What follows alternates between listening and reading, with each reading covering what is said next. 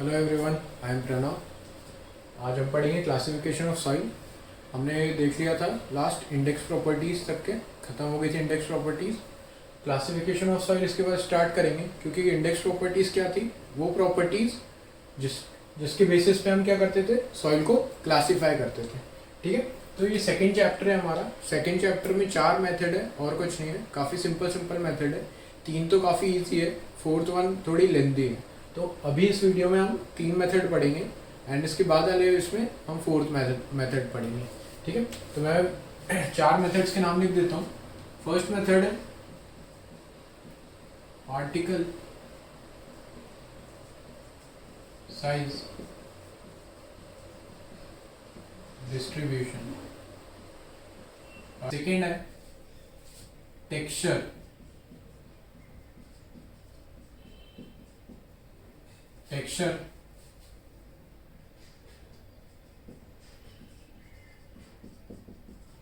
Chart. Third है group index method. इसको और क्या बोलते हैं, highway classification. Highway classification system. ठीक है, इस मेथड से क्या डिजाइन होती है, पेमेंट। किसने दिया, हाईवे क्लासिफिकेशन। ठीक है, fourth one is Indian standard.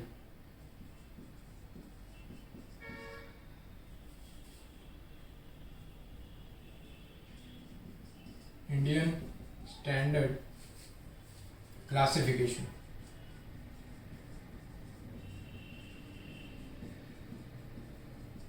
Indian standard classification. ठीक है, ये 3 इस वीडियो में कवर होगी। ये थोड़ी लेंथी है, इसमें कोर्स और फाइन दोनों अलग अलग करके डिफाइन करना पड़ता है। तो एक ही इसमें कर दूंगा तो लास्ट तक के क्या होगा कि ये इंपॉर्टेंट चीज़ जो है वो समझ नहीं आएगी। तो इसके लिए एक अलग से वीडियो बना दूंगा, है ना, जस्ट इसके बाद, और दोनों साथ में अपलोड कर देंगे। ठीक है, इंडियन स्टैंडर्ड क्लासिफिकेशन। बाकी अब देखते हैं, फर्स्ट मेथड देखते हैं, particle size distribution. Particle size distribution हमने पढ़ रखा है। सिंपली पार्टिकल साइज के बेसिस पे जो डिस्ट्रीब्यूशन होता है उसको क्या बोलते हैं, पार्टिकल साइज डिस्ट्रीब्यूशन। जैसे कि पहले बता चुका था, पार्टिकल साइज डिस्ट्रीब्यूशन में फर्स्ट आता है क्या, ग्रेवल, फिर क्या सैंड, फिर क्या आता है सिल्ट, फिर क्या आता है क्ले। ठीक है, ग्रेवल को G से डिनोट करते हैं, सैंड को S से डिनोट करते हैं, सिल्ट को M से डिनोट करते हैं और क्ले को C से डिनोट करते हैं। ठीक है, ये सब आपको पता होना चाहिए क्लासिफिकेशन में। ठीक है, अब ये कौन सी होती है, कोर्स ग्रेन सॉइल। और ये दो कौन सी होती है, फाइन ग्रेन सॉइल।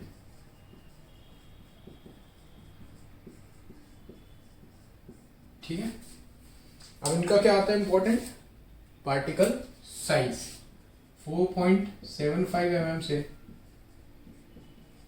80 mm तक के क्या होता है, ग्रेवल होता है। 75 माइक्रोन टू 4.75 mm तक के क्या होता है, सैंड होता है। 2 माइक्रोन टू 75 माइक्रोन तक के अगर पार्टिकल साइज रहा तो वो क्या होगा, सिल्ट होगा। और last one less than 2 micron अगर पार्टिकल साइज रहा तो वो क्या होगा, क्ले होगा। तो ये काफी सिंपल सा था, क्या था, particle size distribution first one, जो काफी सिंपल था और ऑलरेडी हम पढ़ चुके हैं, बट स्टिल बता दिया। जब पहली बार पढ़ा था हमने तो इनको सब में किस में लिखा था, mm में लिखा था। आज किस में लिखा है, माइक्रोन में। तो किसी भी इसमें पूछ सकता है। ठीक है, तो ये फर्स्ट मेथड हो गई आपकी पार्टिकल साइज डिस्ट्रीब्यूशन। ठीक है, अब बात करते हैं सेकेंड मेथड की। सेकेंड मेथड है टेक्सचर चार्ट। ठीक है, टेक्सचर चार्ट।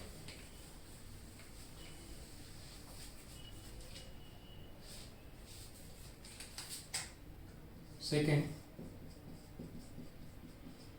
टेक्सचर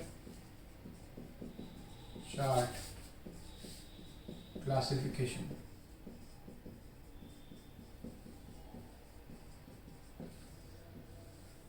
अब इसमें कुछ नहीं होता है, इस क्लासिफिकेशन में हमको क्या पता होना चाहिए कि सॉइल में क्ले कितनी है, सिल्ट कितनी है और सैंड कितनी है। अगर ये हमको पता है तो ही हम क्या लगा पाएंगे, टेक्सचर चार्ट। टेक्सचर चार्ट कुछ नहीं, एक चार्ट होता है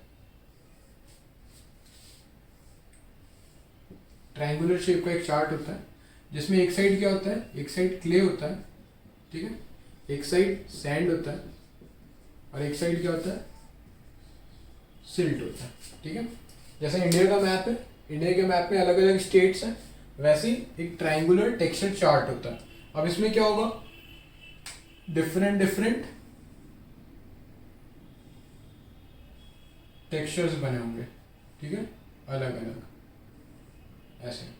और यहाँ पे एक एक सॉइल का नाम लिखा होगा, लाइक यहाँ क्ले, ठीक है, यहाँ दूसरा सिल्ट, यहाँ सिल्टी क्ले, ठीक है, MC मीन्स सिल्टी क्ले, या CM बोल दो, CM भी बोल सकते हैं, ठीक है। यहाँ हो सकता है सैंड होगा, या फिर यहाँ और कुछ हो सकता है कि SM क्या है, सिल्टी सैंड, ठीक है। फिर और क्या हो सकता है कि सिल्ट और कौन सा कॉम्बिनेशन रह गया, एक रह गया सैंड और क्ले का, ठीक है। तो ऐसे अलग अलग डिफरेंट टेक्सचर चार्ट पे डिफरेंट रहता है। जैसे कि अपने इंडिया में क्या है, मध्य प्रदेश, उत्तर प्रदेश, ठीक है, लाइक वैसे इसमें रहता है अलग अलग सॉइल्स के नाम लिखे होते हैं या क्लासिफिकेशन लिखा होता है कि क्ले में आएगा, सिल्ट में आएगा, सैंडी क्ले में आएगा, सिल्टी क्ले में आएगा, ऐसे ये सब रहता है, ठीक है। तो अब इसके लिए क्या पता होना चाहिए हमको, इसके लिए हमको पता रहना चाहिए कि सॉइल में क्या प्रपोर्शन में क्ले है, सिल्ट है और सैंड है, ठीक है। अब ये तो अंदर का हो गया, और बाहर क्या होता है, यहाँ पे नंबर्स लिखे होते हैं 1 2 3 4 5 6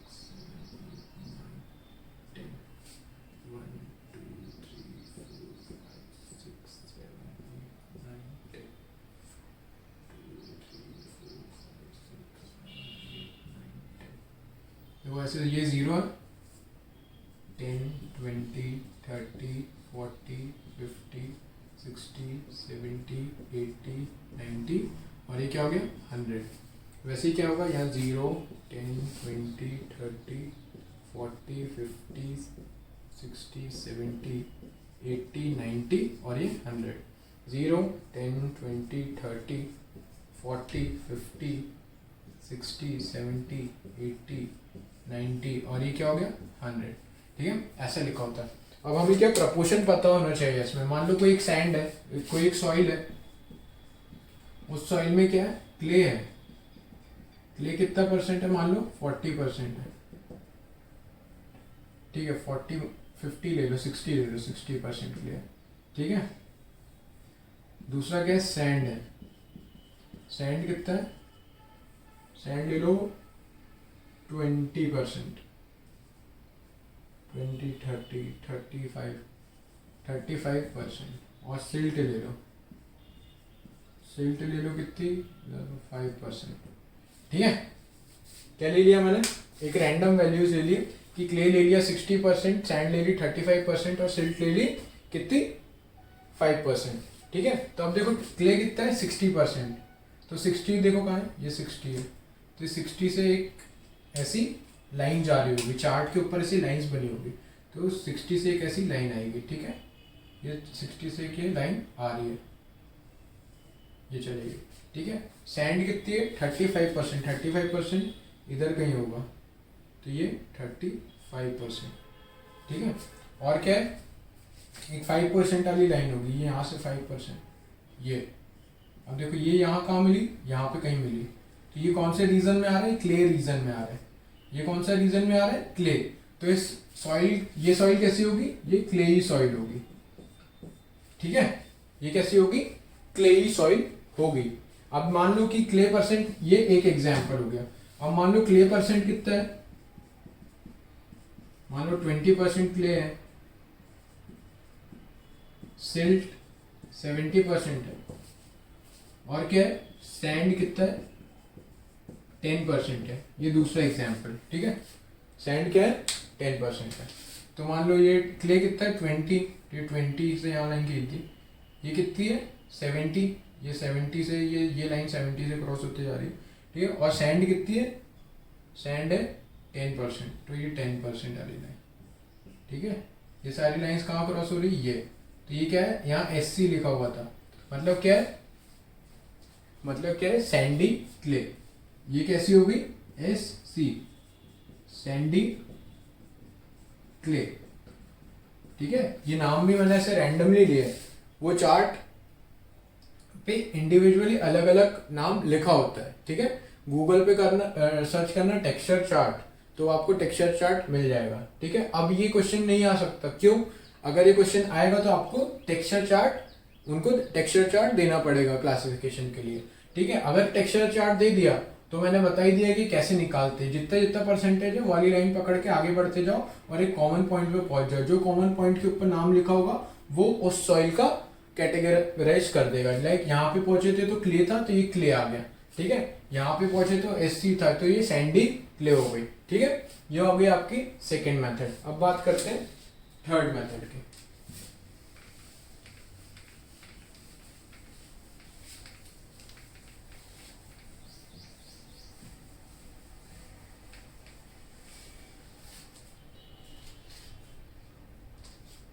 थर्ड मेथड,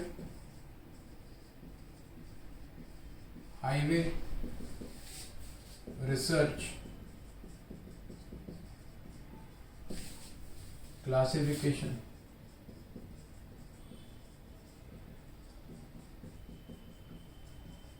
सिस्टम, ठीक है। हाईवे रिसर्च क्लासिफिकेशन सिस्टम, इसको और क्या बोलते हैं, ग्रुप इंडेक्स मेथड, ठीक है, ग्रुप इंडेक्स मेथड। अब ये मेथड किस काम में आती है, ये मेथड आती है किसके, first of all pavement construction के, या पेवमेंट डिजाइन के, ठीक है, फर्स्ट चीज, ठीक है। अब इस मेथड में सॉइल को कितनी कैटेगरीज में, ग्रुप्स में डिवाइड किया है, तो टोटल इसको किस सॉइल को कितने ग्रुप्स में डिवाइड किया है, 7 ग्रुप्स में, 7 ग्रुप्स में सॉइल को डिवाइड किया हुआ है। तो ये 7 ग्रुप्स पढ़ने की कोई जरूरत नहीं है, ठीक है। अब बात करते हैं सीधे GI वैल्यू पे। GI वैल्यू कैसे निकालते हैं, GI ग्रुप इंडेक्स वैल्यू। तो ग्रुप इंडेक्स वैल्यू काफी सिंपल है, देखो 215 वाला फॉर्मूला याद रखना, 215, 2.2 प्लस 0. यहाँ 1 के बाद था, इसके बाद 2 के बाद, ठीक है, प्लस इसके बाद 3 के बाद, ठीक है। और यहाँ सीधे लिखना A B C D A, ठीक है, A B C D A, ठीक है। काफी सिंपल फॉर्मूला। अब ये A B C D क्या है ये देखते हैं।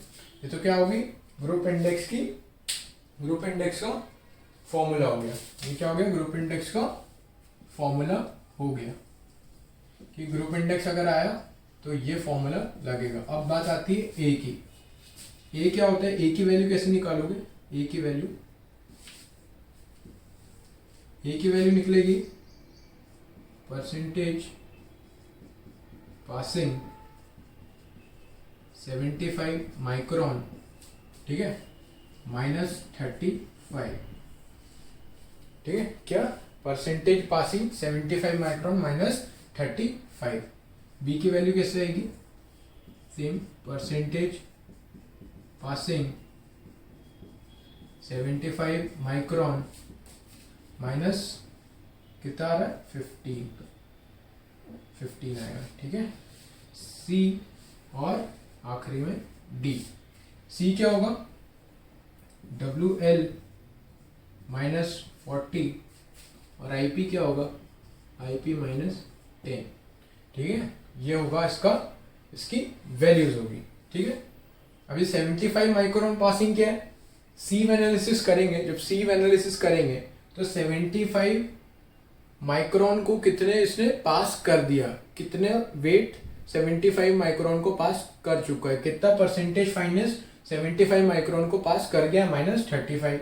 बी की वैल्यू कितना परसेंटेज फाइनेंस 75 माइक्रोन को पास कर गया, -15। सी क्या है, WL क्या है, श्रिंकेज लिमिट, लिक्विड लिमिट -40। और डी क्या है, प्लास्टिसिटी इंडेक्स -10, ठीक है। ये हो गया। अब देखो इसमें क्या है, कुछ लिमिट्स है, ठीक है, यहाँ पे कुछ लिमिट्स है। अब वो लिमिट्स समझना बहुत इंपॉर्टेंट है। अब वो लिमिट्स क्यों इंपॉर्टेंट है देखते हैं। देखो मैं लिमिट्स लिख देता हूँ 0 to 40, ये इसकी लिमिट है 0 to 40, 0 to 40, इसकी है 0 to 20, इसकी है 0 to 20, ठीक है। अब ये लिमिट्स देखो क्या होती है।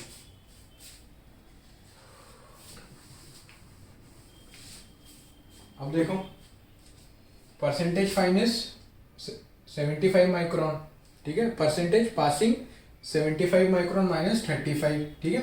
अगर परसेंटेज ए की वैल्यू, फर्स्ट ऑफ ऑल तुमको परसेंटेज फाइनेस पासिंग दिया हुआ कितने, 75 माइक्रोन से दिया हुआ है, मान लो कितना 70% दिया है, 70 दिया है, तो 70 माइनस 35 कितना हुआ, 70 माइनस 35 करो 5, और ये क्या हुआ 4 6 और 6 माइनस 35, ये क्या है 35 हो गया, ठीक है। ठीक है, अब क्या हुआ, ये 70 माइनस 15 हो गया, 70 माइनस 15 करो तो 5 10 60 65 55, ये कितना है 55 हुआ। अब ठीक है, अभी पहले ये समझते हैं फिर ये सी और डी समझेंगे। तो अब देखो इसमें क्या हुआ, एक वैल्यू आई 35, तो 35 की लिमिट क्या है 0 to 40, तो 0 से 40 के बीच में है 35, तो क्या रखेंगे 35 रखेंगे, किसकी वैल्यू, ए की वैल्यू क्या रखेंगे, ए इक्वल्स टू 35। पर लेकिन बी की वैल्यू देखो, बी की वैल्यू क्या है 0 से 40 तक की रेंज में होनी चाहिए, पर लेकिन आ कितनी है 55, तो बी की वैल्यू कितनी रखेंगे, मैक्सिमम कितनी रख सकते हैं 40, तो बी की वैल्यू कितनी रखेंगे 40, समझे, बी की वैल्यू क्या रखेंगे 40 मैक्सिमम। अब इसका उल्टा भी हो सकता है, उल्टा क्या होगा, मान लो ये वैल्यू नेगेटिव आ गई, ए की वैल्यू अगर नेगेटिव आ गई तो नेगेटिव तो रेंज में ही नहीं है, तो ए की वैल्यू क्या रखोगे, फिर 0 रखोगे, ठीक है, ए की वैल्यू क्या रखोगे 0, सेम बी के केस में, सेम सी के केस में, सेम डी के केस में। अगर श्रिंकेज लिक्विड लिमिट माइनस 40 अगर 20 से ज्यादा आ गया तो कितना रखोगे 20 रखोगे, अगर माइनस आ गया तो कितना रखोगे 0 रखोगे। सेम डी, अगर आईपी की वैल्यू कितनी आ गई, आईपी माइनस 10 की वैल्यू अगर कितनी आ गई 20 से ज्यादा आ गई तो कितनी रखोगे, मैक्सिमम वैल्यू कितनी है 20, और अगर आईपी माइनस 10 की वैल्यू अगर कम आ गई, किससे कम आ गई 0 से कम आ गई, 0 से कम नेगेटिव आ गई तो कितनी रखोगे 0 रखोगे, ठीक है। तो ये सिंपल सा ग्रुप इंडेक्स मेथड है, ठीक है। तो ये जीआई मेथड का फॉर्मूला 0.2a फिर प्लस 0.01 फिर क्या प्लस 0.005 फिर क्या लिखना A B C D A, ठीक है, और ये ए बी सी डी की ये वैल्यूज होती है। क्या सिंपल सा फॉर्मूला 215 याद रखो, 2 तो 2 लिख दो, एक पॉइंट मार दो, फिर प्लस फिर 1 है तो 0.01 करो एक बार, फिर एक और सी है 0.005 करो, फिर क्या लिख दो A B C D A, खत्म, ठीक है। तो ये क्या हो गई जीआई वैल्यू हो गई, ठीक है, काफी सिंपल है। अब आगे और बढ़ते हैं।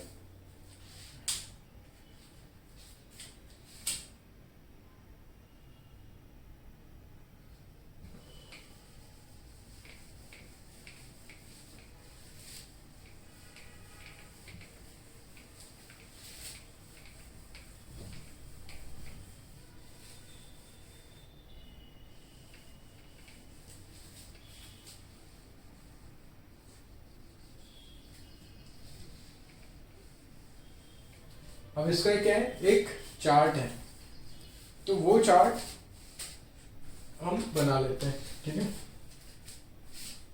जीआई वैल्यू और ये क्या है डिस्क्रिप्शन, 0 और 0 से 4, 4 से 10, 10 to 20, ठीक है। एक्सीलेंट, उसके बाद गुड, उसके बाद फेयर, उसके बाद पुअर, ठीक है।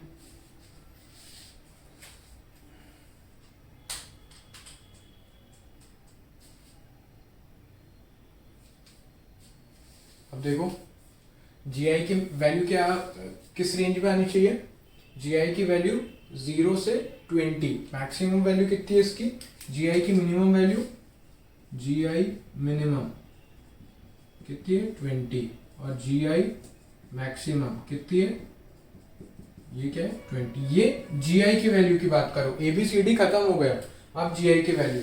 तो GI की वैल्यू जितनी ज्यादा होगी, ग्रुप इंडेक्स की वैल्यू जितनी ज्यादा होगी, उतनी ज्यादा खराब क्वालिटी की क्या होगी, उतनी ज्यादा सॉइल की क्वालिटी खराब होगी, ठीक है।